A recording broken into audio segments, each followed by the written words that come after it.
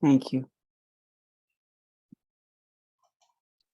So our topic for the next few times we teach, Linda and I, is, well, it's a metaphorical topic called the muscle of reflection.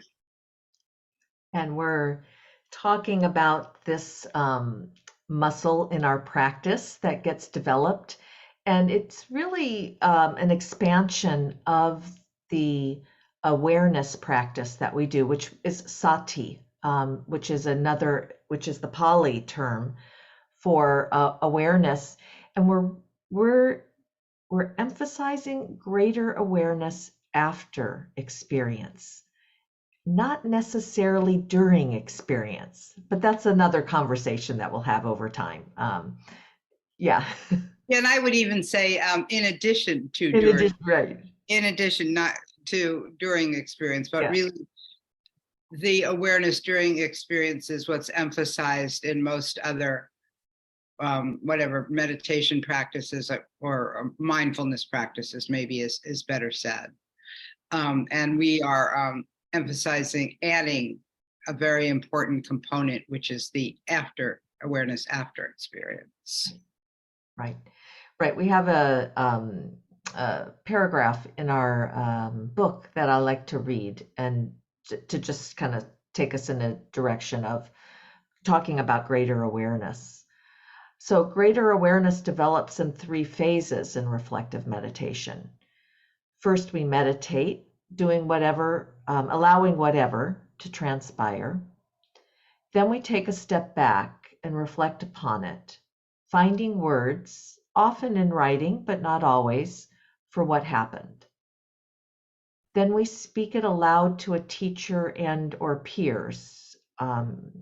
Each of these phases shines the light of awareness, each a bit differently and from a different perspective. And I would add a 4th phase now, which is then after all that happens, I feel like it carries forward into the rest of my day. I don't know all the time, but it's in there, and I reflect on it as I'm moving through my life. Yeah, we kind of become reflectors. Yes, we do. It is something that even surprisingly you'll find yourself in the day reflecting either upon what happened right before or in the past or even just a little while ago. But there is something about catching your experience right after it happened, and developing that habit then creates reflection for greater lengths of time or different experiences, not just what happened in the meditation. Exactly. Gosh, that's a whole Dharma talk there, isn't it? But yeah, that's really what this is all about. Well, not completely, but really living a reflective life rather than a reactive or impulsive life, a reflective life that has more insight and wisdom embedded in it. Right. And this is a slow process. It develops slowly over time. It's not something that you just can automatically do. We've seen it mature, and you need some of the right nutrients to help it develop. This is where we really feel the curiosity and kindness and flexibility that we talk about in this approach to meditation, is like changing our diet. Going towards, munching on that more often, eating those as meals to help develop this reflective capacity. Right. And I'm going to go back to the metaphor of the muscle. Our muscles really develop slowly, and it takes quite a bit for our muscles to develop, the right nutrients of, certain foods, but I'm talking muscles now, body muscles, but also, certain movements and certain exercises, weight training, what have you. So, and as muscles develop in our body, they really help us, with the heavy lifting, with, many things.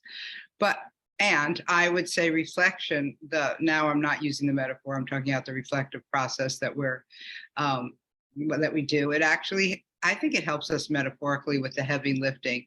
In other words, I think when we have a more reflective life, it helps us cope with that which is difficult dukkha, and that which demands, really a greater effort. Right. Right. Yeah, one of the ways I think that helps with the heavy lifting is that there's no pressure to attend to it all now or to be with it at the moment. Like some of the heavy lifting can be done after, and I can dip my toe into something a bit more. There's a way of taking the pressure off that I have to heavy lift now. Like just knowing that I'll be able to do that when the time is right, and it'll be more easy at that time. So I'm going to read from another paragraph in the book. These aren't sequential. We enact a culture of reflection. We do this individually and together. The capacity to reflect naturally flows into our thoughts and perceptions outside of meditation. This changes a great deal. We begin to look upon our life experiences and that of others with more curiosity and kindness. It wears away at apathy, indifference, hostility, and ignorance. Yeah, this is so structured into our practice. You and I were talking, Nellie. We don't really know any events that we've ever given where we don't structure in a time for reflection. It's really our practice. It's our shtick, so to speak. We ring 2 bells here, at the daily online, so that you actually have 10 minutes to use this muscle.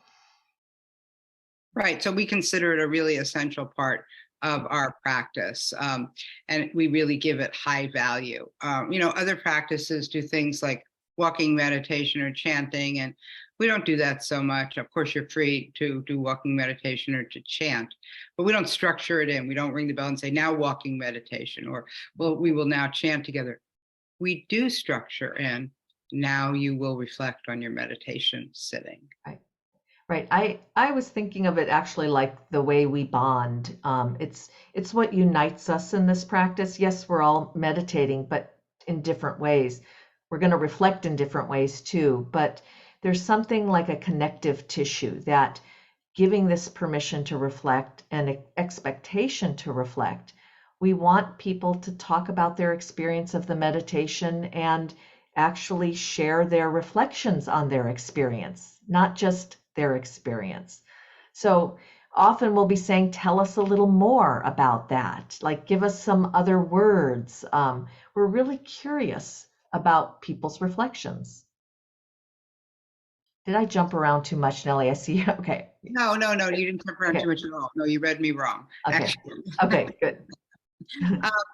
So we are going to end the talk today with another paragraph from our book. And guess what? We swing back around to conditionality. Because that is really the core teaching of reflective meditation. And this is, it takes openness and reflection to move beyond certainty and perceive more conditions at play. Here we are, back at conditionality, blended throughout with experience.